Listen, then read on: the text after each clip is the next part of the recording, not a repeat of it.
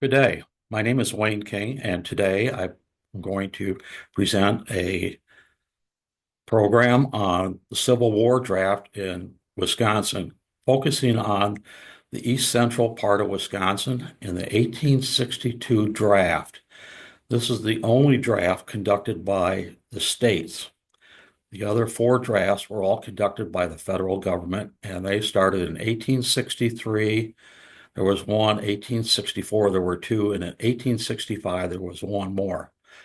But my focus is on East Central Wisconsin. So, patriots, draftees, substitutes, and skedaddlers. A look at the Civil War draft in East Central Wisconsin. Nearly 80 years on from the American Revolution, the United States faced another revolution, an internal fight to split the country.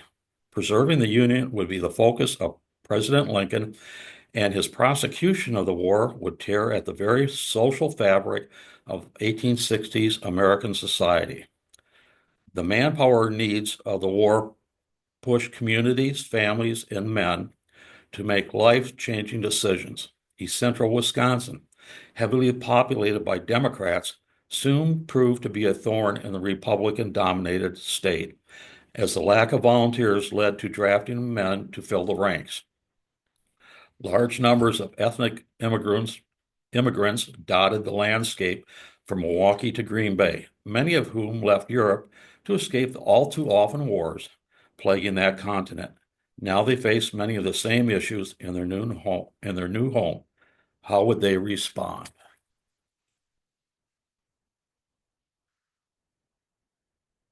East Central, the counties in East Central Wisconsin are Brown, Kewaunee, Manitowoc, Fond du Lac, Sheboygan, Dodge, Washington, and Ozaukee counties. Heavily, as I said, heavily populated by Germans. The uh, in the east central part, north of Milwaukee, that we had lots of Irish in Fond du Lac County, Dutch in Fond du Lac County in the western south part of that, and in Sheboygan County. We had Belgians up in Kewaunee County and east side of Brown County. Washington County, again, a lot of Germans, and also in Dodge County. Calumet County have lots of Germans. So all clustered in large groups and areas, with other nationalities sprinkled in between. To start, the U.S. Army at the beginning of 1861, just prior to the start of the war, had an authorized strength of 16,403 men. That's not very big for such a large country. And on duty on the 1st of January 61, there were 14,658. And many of those were stationed toward the western states, especially past the Mississippi River. In 1862-63, Congress had authorized a upgrade to 41,000 authorized in the National Army, the Federal Army. And on duty at any one time, there were only 26,000 federal troops. All the remaining troops in the Civil War for the Union were volunteer units or units that had large numbers of drafted men. And by 1864, most of the federal troops were removed from active combat duty. They became garrison troops around Washington, D.C., Nashville, and other major cities throughout the U.S.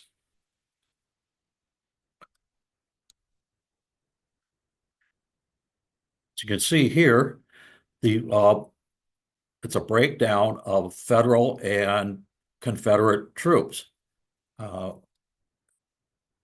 19 regular regiments of infantry during the Civil War, and federal troops, 2,125 volunteer regiments, way outnumbered. And that goes for the infantry. Then you see the artillery, their numbers, and the cavalry numbers.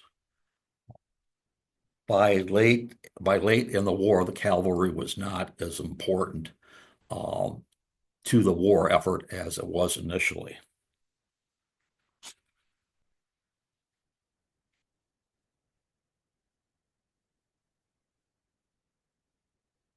As I said, there were large numbers of German populated areas. Milwaukee, although it's not part of the my program, Milwaukee County had the 26th Regiment. It was called the German Regiment. Um, and you can see it had 10 companies, and six of those companies were from Milwaukee. And if one looks at the roster, the names, virtually everybody in there has a German name. They all spoke German. The other four companies came from Fond du Lac, Manitowoc, Washington, Dodge County, and Sheboygan. The FNS at the very top, that's the field and staff. The FNS was usually only about 10 to 12 men, officers and enlisted. They were the headquarters and the ones directing the regimental efforts. The regiments also at the beginning of the war had bands. Uh, by the Shortly after the in 1861 and later, they decided to get rid of the bands because those 15 to 20 men weren't really doing anything for the war effort. They played music in the evenings when they were in camps away from the battlefield. So they got rid of them. And they were all given honorable discharges, and their commitment to the war was over. They didn't have to reenlist. And if one looks at the recruiting poster here, it is all in German. And if you were a veteran, you could receive $402 for reenlisting. If you were a brand new private, you could get $302 for enlisting. There were many, many regiments offered at posters like this, sometimes called broadsides, recruiting men all throughout the war, not just as the regiments were developed and upmanned. Well, you need more men sometimes. You need something to step to the beat of. So we had drummer boys. And in 1862, this ad appears in the Fond du Lac paper asking for young boys to become drummer boys for a regiment, the 18th Regiment. And they were looking for about a half a dozen or so of young boys. Now, this picture, I think, these boys are a little bit too young, but it's a great photo of what they would be dressed like. The boys had to be 14 to 17, and they would be out there when the regiment is marching down the road someplace. They would be drumming. When they got to a point of conflict with the Confederates, the boys were taken to the back of the regiment and kept away from the field of battle. Uh, Two reasons. One, they were not armed, and two, you're not going to hear drums beating when you're shooting. They used bugles, and the soldiers looked for the regimental colors to know exactly where they were.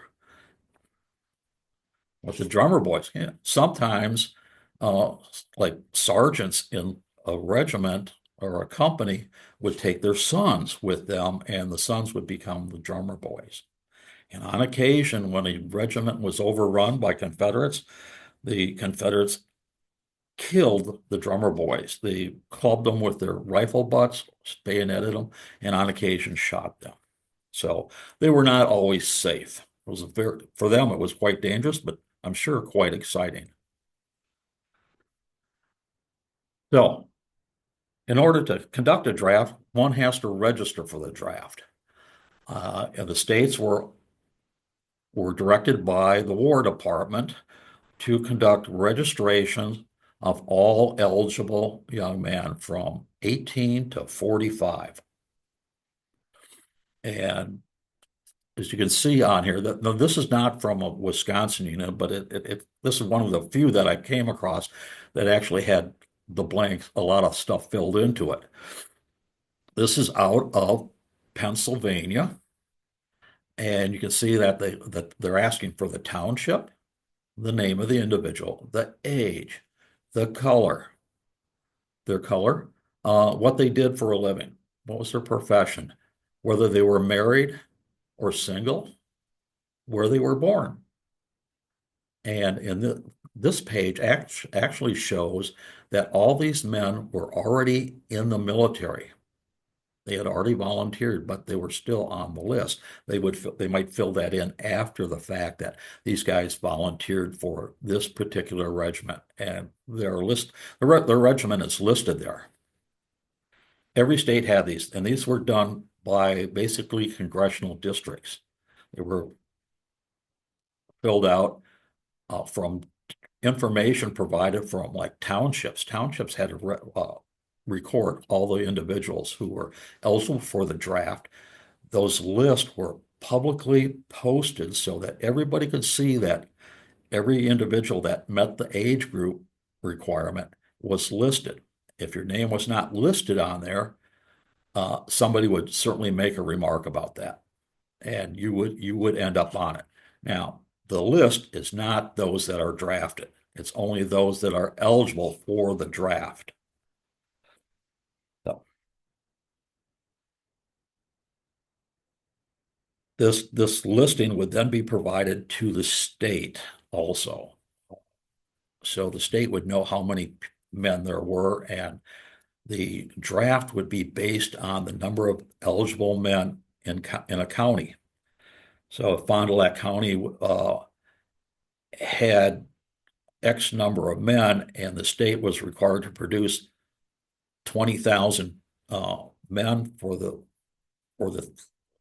call up that Lincoln sent out initially of 300,000 men. Wisconsin's numbers might be that, well, you got to come up with 20,000. And the whole thing about the draft and that first one in 1862 is that the states were looking for volunteers. And if you could get 20,000 volunteers to meet the requirement of the federal government, you did not have to conduct a draft. If you were short, you had to conduct a draft, and then the statistics would take over. We need 3 or 4 men from Fond du Lac. We need 20 men from Milwaukee. So they would conduct a draft based on all the information that was already provided, how many people are available. And during this time, this is an interesting fact, is that no one could leave the area where they lived. So you could not move from Fond du Lac County to Dodge County until the draft was over with. You were required to stay there until the draft that your name came up in was conducted. And that worked all the way through the war. On draft day,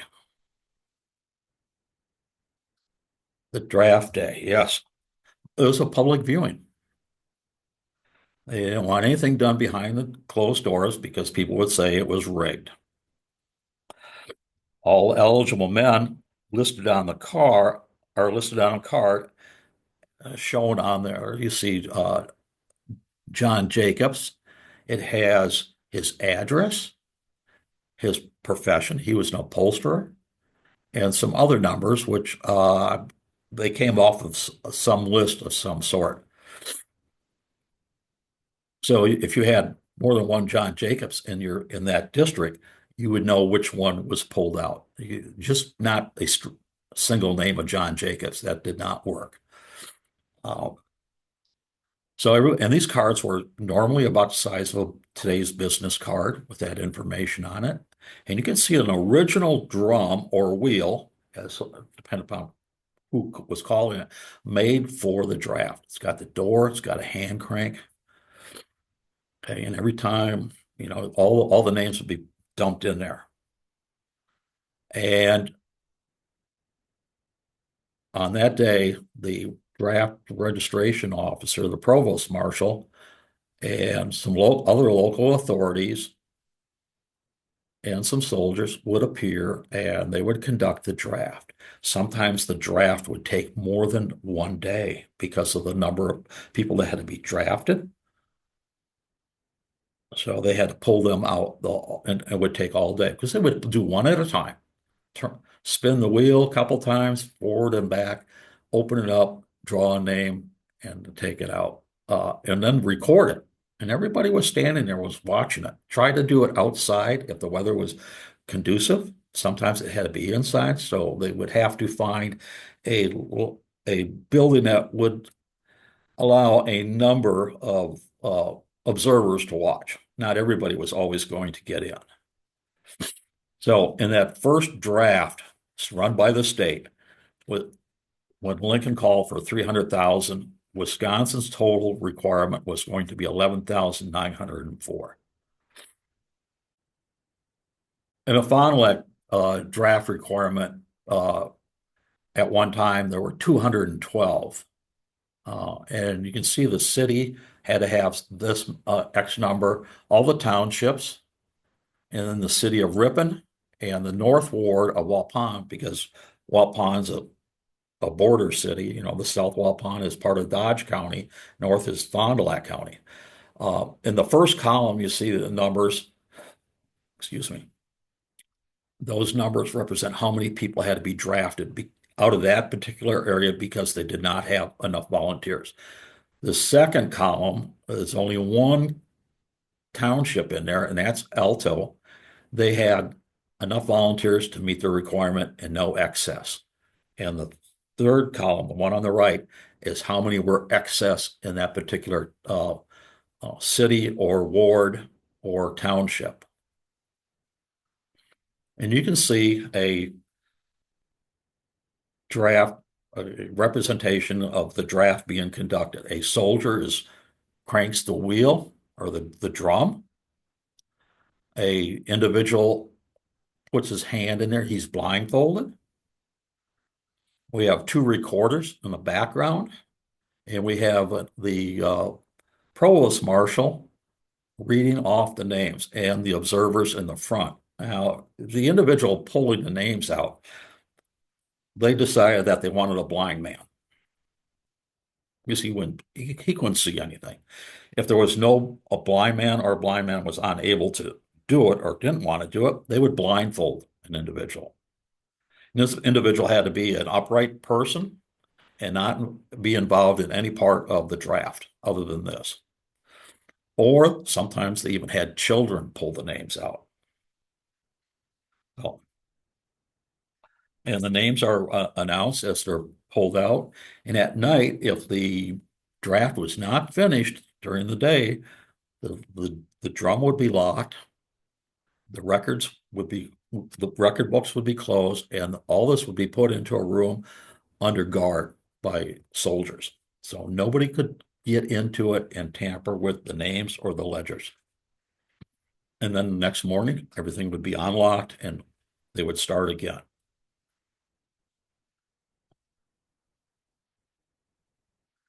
Dodging the draft. Now, as I said, they drew out all the names.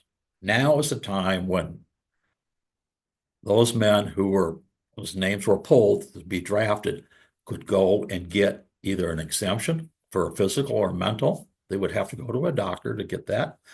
And he would have to fill out the paperwork, and then he would take that paperwork back to the draft official, to the provost marshal, who also had a surgeon working for him. You may or may not get out. Things you get out for: varicose veins, mental deficiency, which a lot of the local people would know. Yeah, so and so he's he's been crazy since he was born. Uh, Physical, people with club foot, missing a limb, a hands. You needed fingers on your right hand, fingers on your left. Had to have two opposing teeth so you could tear open that powder cartridge and pour it down the barrel of your rifle. So if you had all your teeth taken out or were missing all your teeth, then you could serve in the military. The age. We're going to talk about an age problem with an individual later. People use fake names. I'm not sure how that worked out very well. A commutation. Commutations were very popular at the beginning of the drafts. A commutation was $300. So and that would be bonus money later. The commutation was $300. If your name came out on the list to be drafted, you could take $300 to the provost marshal and buy a commutation. And we are going to talk about an individual who did that. The $300 would get you out of the draft for 3 years. After 3 years, you could get drafted. Um, the commutation was ended in 1864. That $300 would go to another individual that voluntarily enlisted, and he would be paid $300. So it was like you pay for that guy to enlist. The other thing is to buy a substitute. Now, the guys that did the commutation, if they would have been a little bit smarter, they would have bought the substitute because all the government cared about is having a body to replace yours. And if you had a body, you could buy a substitute, you would not be in the draft again. And the substitute would serve the number of years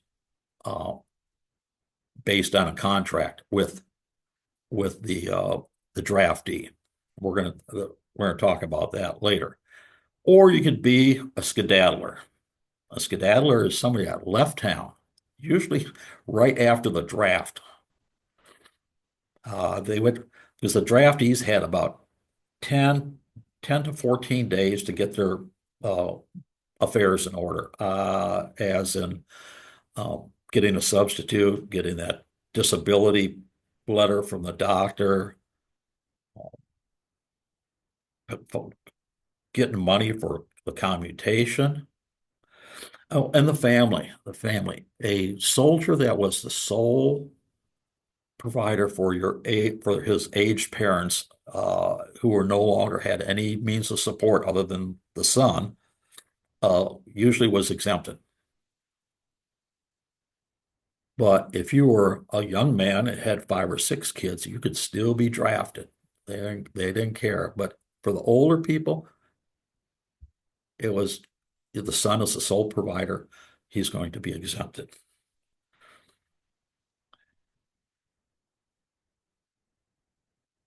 So Horace Greeley once said, "Go west, young man." Well, skedaddlers didn't go west, really. They went north. But for those young men that failed the draft, or were not drafted, they failed because of some kind of disability, were allowed to leave the state and go west. But in doing so, they had to have basically what they're calling a passport. You had to have paperwork from your local draft board stating that you were no longer subject to the draft. Don't lose this paperwork by any means. Do not lose it. And that was basically your passport to go past the Mississippi River. If you went past the Mississippi River without that paperwork, and the federal troops over there came across you and asked for your paperwork and you didn't have it, they would immediately arrest you and you would be put in the military.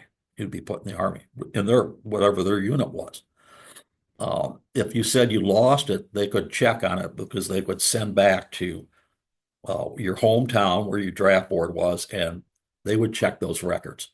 And if you actually did have an exemption from the draft, then that they would be notified, and then they would give you another set of papers, and you were free to go. But if you didn't, you were now in the army out west. And you can see that there are a number of men from this area and Waupun went to Idaho. And one of the men was a little article in the papers talking about he was murdered by the Indians along with the rest of the guys uh, out west. So were they really any safer? Sometimes women wanted to get into the army. They were mostly from volunteering. Uh, some women were pretty rough looking as they were, as some remarked about some of them were they were handsome looking women. Pretty rough. They didn't display feminine characteristics. And sometimes they were able to get in because they were dressed as men, acted like men. They had uh, a more harsher voice than most women have, um, and they were able to get in. And those women that did get in, most of them fought as well, if not better, than many of the men. And the Army, the Department of the War Department, told commanders to get the women out. They didn't want them in there. Some commanders knew they had women in their unit and did not kick them out. They said they stand shoulder to shoulder with the men and take hot lead. Most of the time, nobody knew it was a woman until they were shot and then went to the hospital. They were getting surgical care or whatever they needed.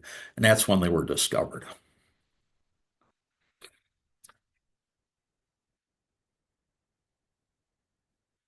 The go north young man remark is that skedaddlers often went to Canada. Didn't need a passport to get across. You just go up there and walk across the border in many cases. But once you're there, you got to have, unless you have a great means of financial support, you need to have a job to live on. So men from the states that went to Canada would often work for less pay than a Canadian, thereby taking the Canadian's job. So some businessman says, "Hey, if I can save 25 cents a day on wages, the Canadian guy's out of a job. I'm taking the American." Well, that worked out somewhat for most of them, but the if you got in trouble in Canada, uh, you got stealing or whatever, then you would be taken by the Canadian authorities to the border and turned over to the federal authorities on the American side, and you would be in the army.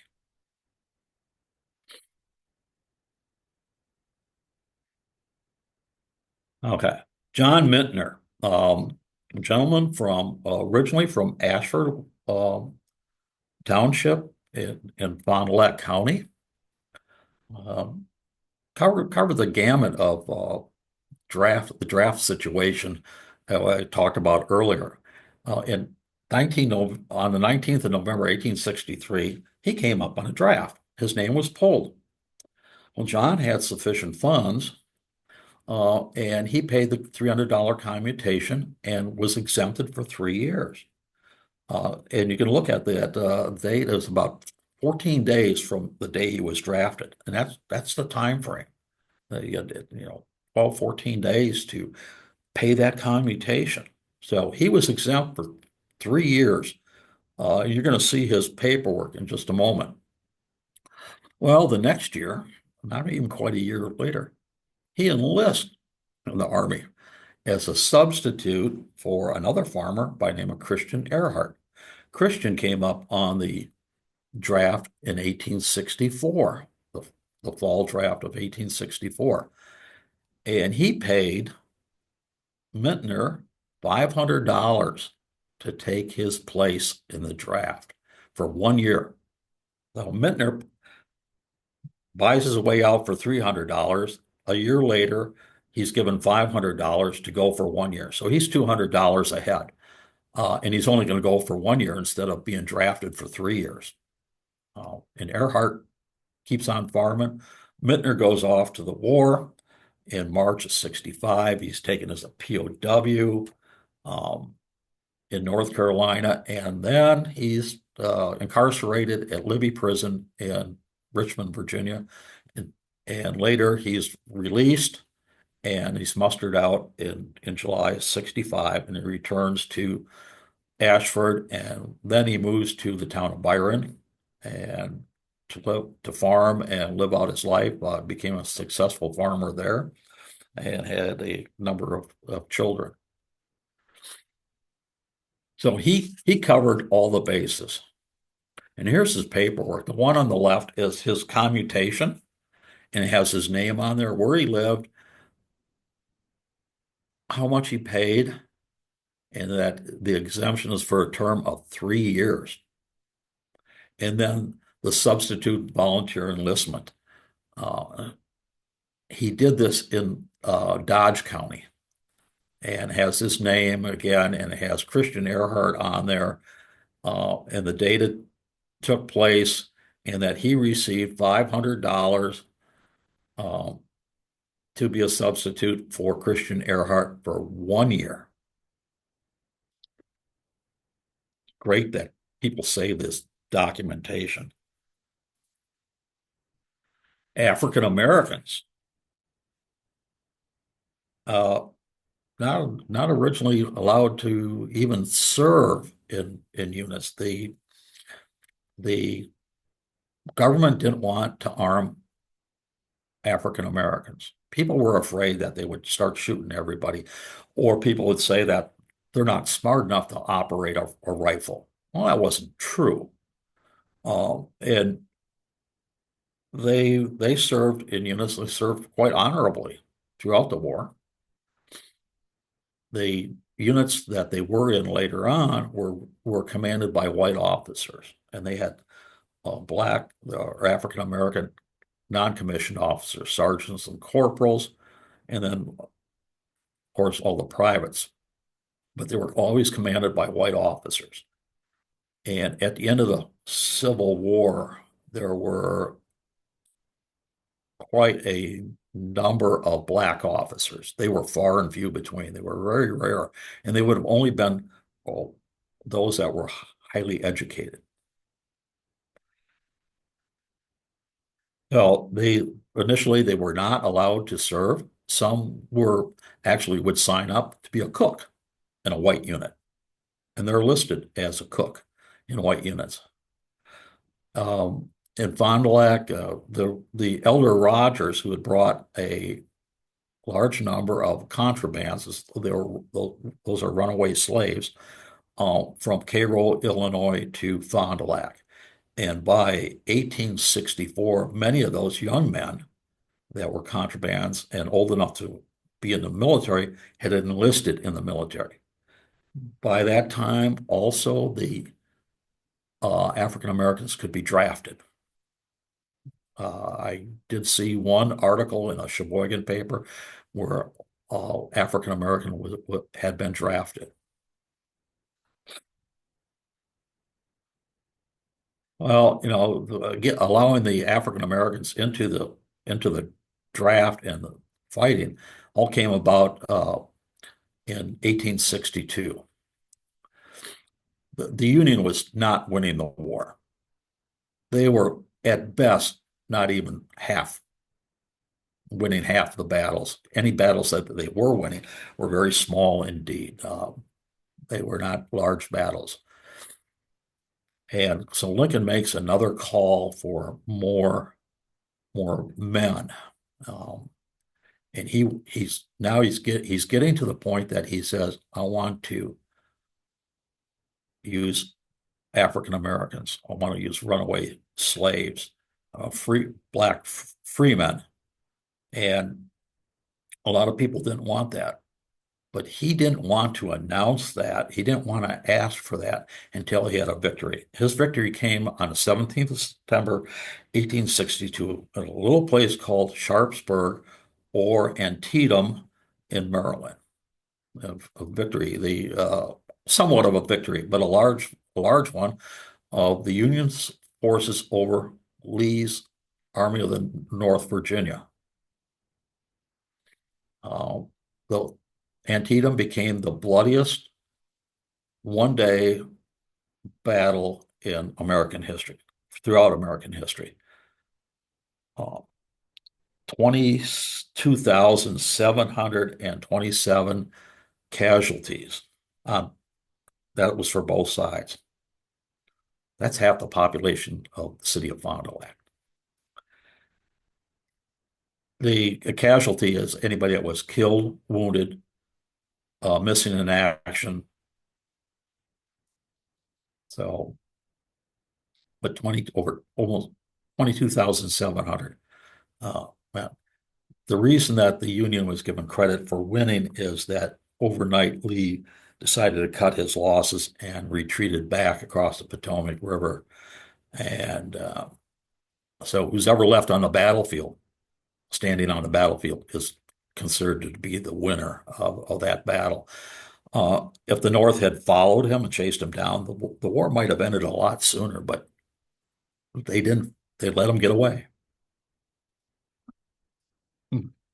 So Lincoln decides that he's going to make his announcement of the Emancipation Proclamation.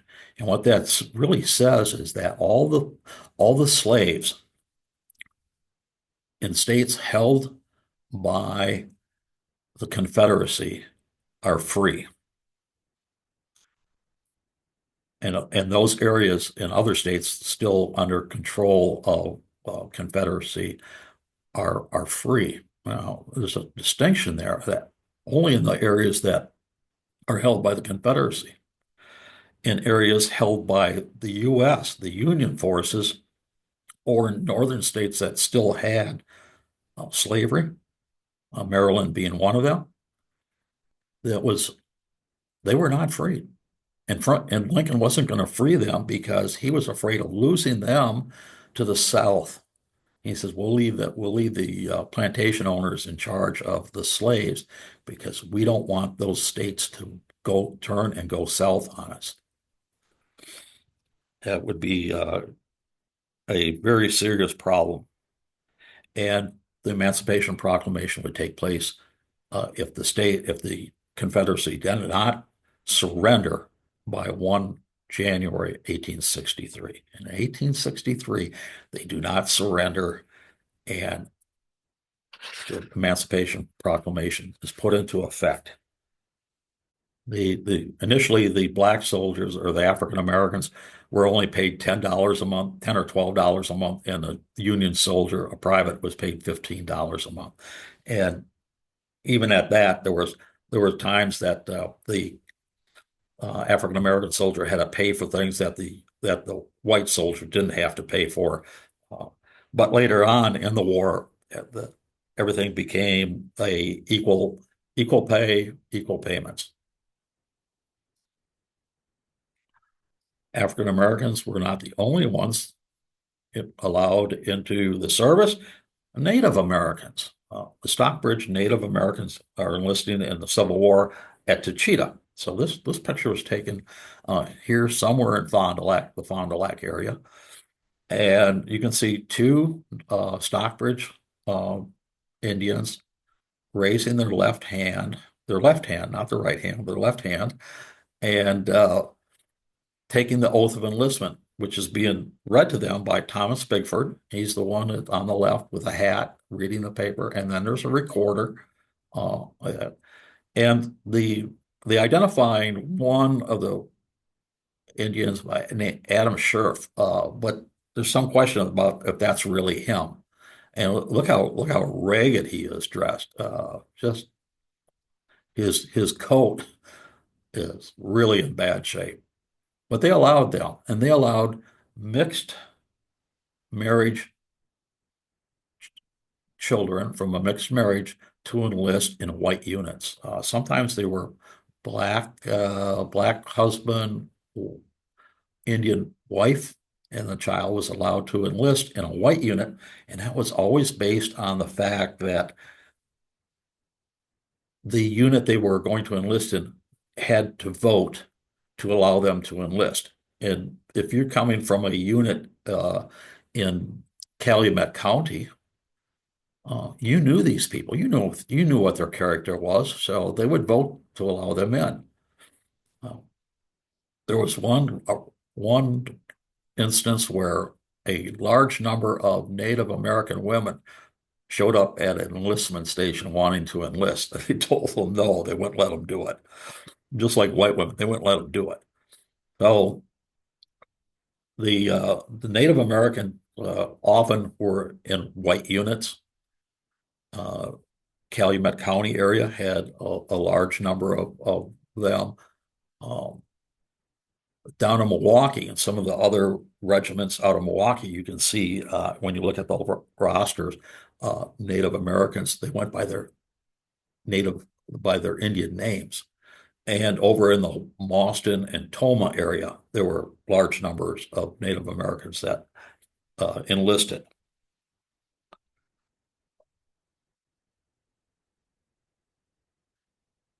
You would see posters all over the place about enlisting and whatnot. And the top left there, warning to traitors. This came out as soon as war was declared. And it's by a vigilance committee, a vigilante group.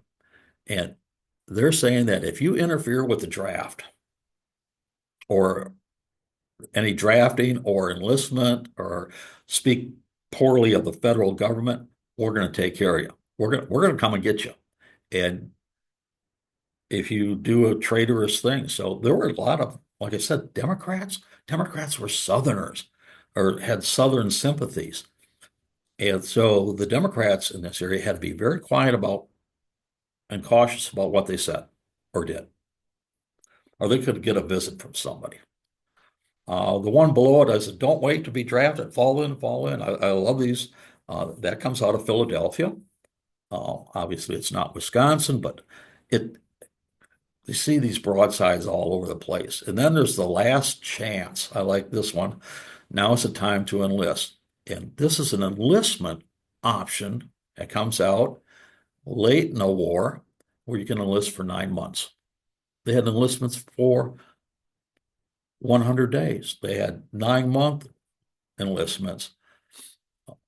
It wasn't always a 3-year thing. They were trying to figure out what's the best way we can get some guys in because nobody wants to go in for 3 years. You know, they want to go in, but they want to get it over with. Let's let them enlist. And these opportunities didn't last very long. And the one on the bottom is notice this takes place down in Port Washington, that the draft will continue in the afternoon. This is after an incident down in Port Washington. Well, that wasn't the only place that had incidents, and we're going to talk about the Port Washington one. Oh, in Green Bay, 200 Belgians, people from Belgium, a large population up there in east of Green Bay. They didn't take a liking to the draft, and most of the 200 were men that had been drafted. They attacked um, the draft board people, chased the people out of town, and the state was notified, and 2 companies of state troops were sent to Green Bay to man the peace. And after they got there and talked with the Belgians, they got a little bit quieter. 200 or 2 companies, if they were fully manned companies, it would have been 160 troops showed up there. In Kewanee, the draft commissioner was run out of town. Same thing. They the mob threatened to stop any and all initiative to have the draft in the county.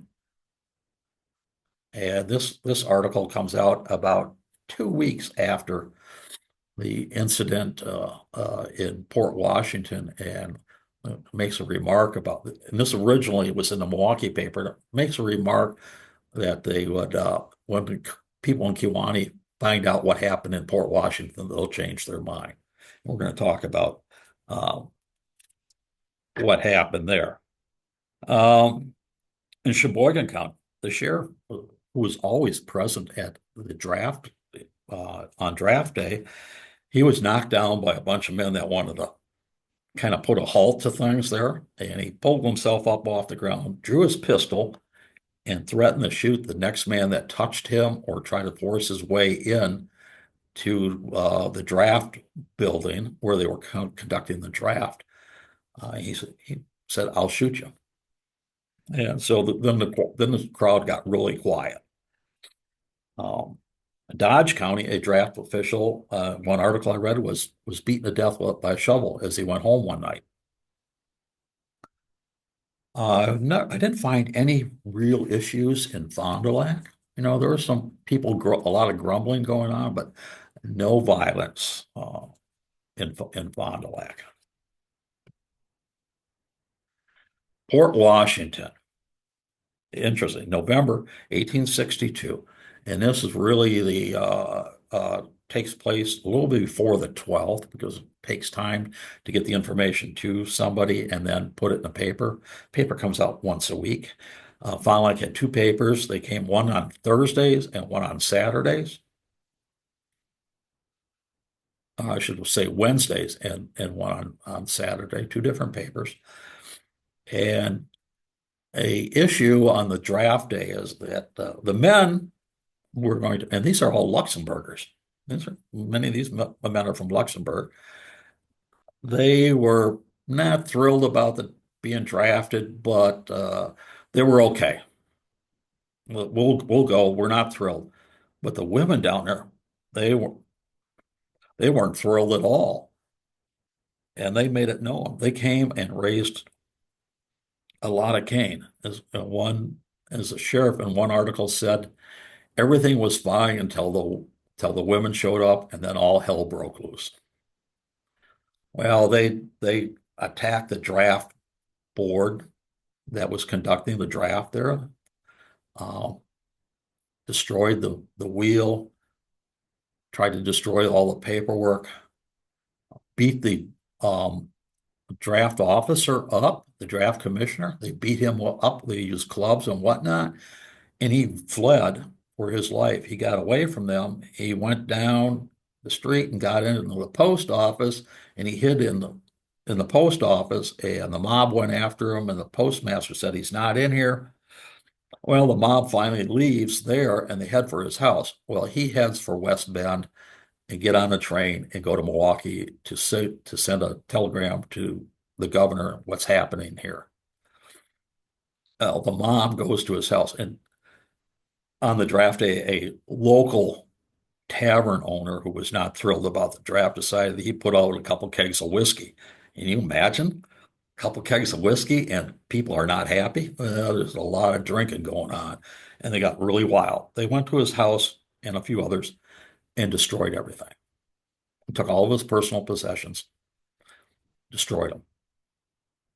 They did that in a couple of places, a couple of houses. Anybody that was involved with the draft as a commissioner or recorder or whatever, your house, your property was going to take a real beating. So what happens? The governor sends a telegram to Milwaukee, and a regiment out of Milwaukee, the 28th Regiment, was sent to Port Washington. Some of them came up on boats, and some marched up. And the boats didn't dock at Port Washington because they were told that there are two cannons there, and they're facing the port. So they docked about 4 miles south at another little town that's right on the water, and then they marched up. They surrounded the Port Washington village, and in the morning they marched in and arrested the ringleaders. They took about 200 individuals, men and women. One unit was out in the country, and they came across a bunch of anti-draft people who fired shotguns at them, and the troops locked and loaded and fired back and killed one. The civilians didn't have rifles, or they had really old stuff, and it wasn't very good. And troops had more modern weapons. So, and one of them was killed, and they arrested 59 of them. Men that were eligible for the draft were put in the military. All these 200, basically 60 people that were arrested were put in the military. Women were arrested. Those that were not put into the military were taken to Camp Randall um, in Madison and put in the brig there. They stayed there for a few months and then they were paroled, but they were arrested. They could have been shot for treason. And that poster says that I showed you earlier, says that the draft was postponed, and that was just telling that everybody that we're going to restart it in the afternoon. Uh, and this became a real issue across the state. Now, because of the issues that in a couple places, now every time there was a draft, and they didn't do them all on one day then. They would have a military unit show up to support the draft commissioner, provost marshal, sheriff, while the draft was conducted. In Milwaukee, a regiment was placed on patrol throughout the city. They manned small units around the city. They had small units marching through the city, and they had no problems during the draft there. That draft lasted for several days. All the drafts after this 1862 draft were conducted by the federal government. The state was going to be out of it. How about deserters? This is a wonderful story about it.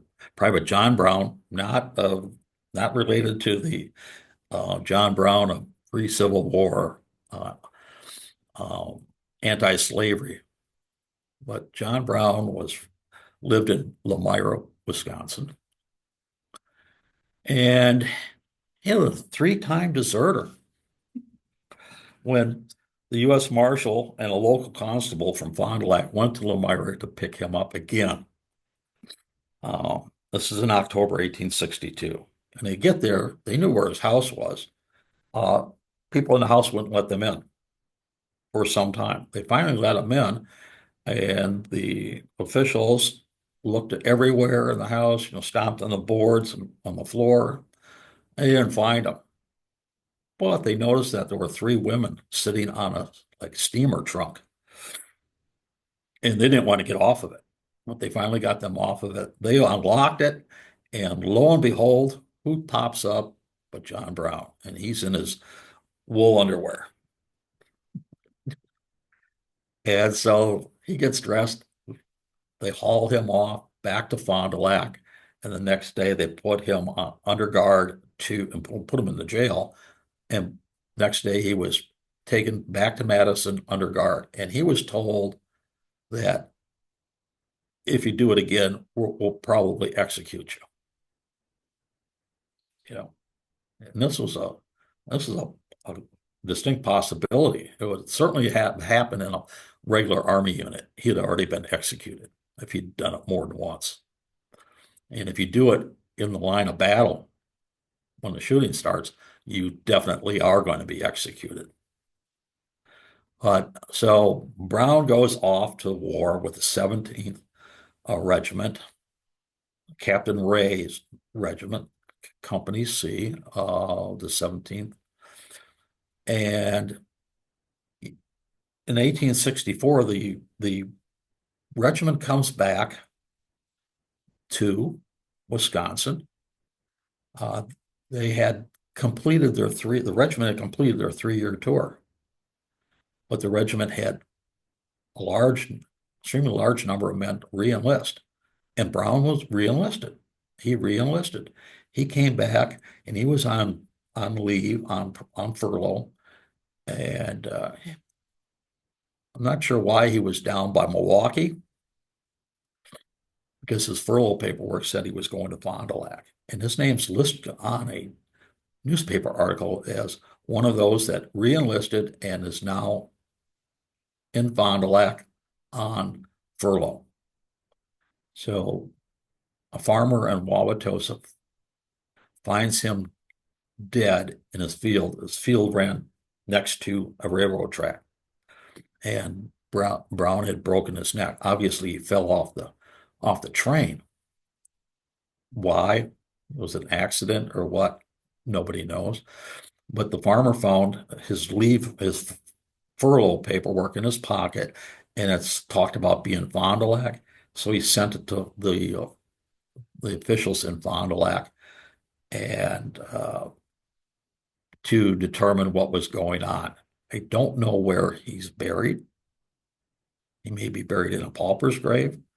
Uh, don't don't know. But he's listed as a deserter because he didn't show up when they were supposed to go back to Madison. Oh, interesting.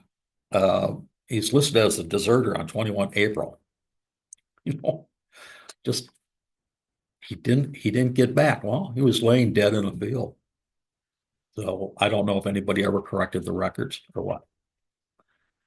Well, John Brown. Okay, you dodge, desert, and evasion. That sounds like basic training. Um, Down in Port Washington, all those Luxembourgers, um, in Ozaukee County, a guy by the name of Steinmates. He had a Steinmates junior and a senior. Uh, the dad was under the 45 age requirement when he had to register. But when the draft was conducted in the fall of 1864, he was now over 45. Or he was 45 and over. And so he had taken his paperwork to the draft commissioner and he got an exemption that he was no longer eligible for the draft. Well, in the meantime, his son was picked up on the draft for, he was young enough, he was or old enough to be drafted, and his name came up. The dad then goes to a doctor and says, I can't be drafted. And he's got his son's paperwork. He, obviously the age was not put on there. It, I got varicose veins. Doctor looks, yeah, you do. Fills out the paperwork, takes it to uh, the son takes it to his draft board, and they give him an exemption for that. And for the dad's varicose veins. It doesn't come to light until a few days later when people start putting two and two together. Well, apparently the dad ends up in prison and the son goes off to war. So they were trying to play the game. Um, in Fond du Lac, the day after the names are drawn, the and it says Darling's Block in Fond du Lac, a stairwell near this where the headquarters was, where the draft surgeon was packed with men trying to get an exemption. They all had gone and gotten letters from doctors, and some call them a wag. A wag is a smart aleck guy. Had put a sign up overnight that said "Coward's headquarters." Going in there. So it's great. Um, but lots of men, all kinds of diseases that never existed, issues with that, nobody could explain, but a doctor says they're real. You wonder if any of those doctors made any money on that. But that happened. It happened in all the drafts, all the wars ever since. We've had people go and get medical exemptions for things that may or may not be true.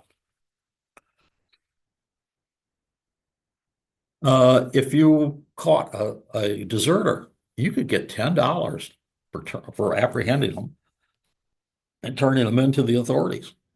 And if it cost you a little bit of money to do that and get them to the authorities, reasonable expenses were paid also. So you could get $10 for taking a guy in as a deserter. Um, and an article about 8 deserters were taken from Fond du Lac to Madison one day, and he said every week we have several, and it's only getting worse. Wisconsin by the numbers at the end of the war. Now, the 4 federal drafts that were conducted from 1863 to 1865,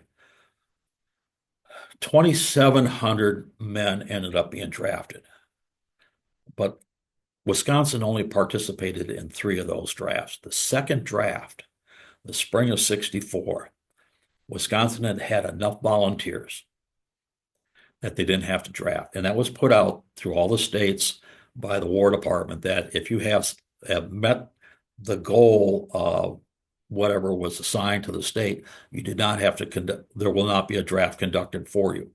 If you're short, we're going to do a draft.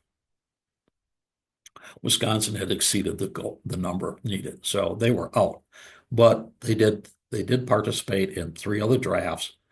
A total of 38,000 some men's names were pulled for the draft.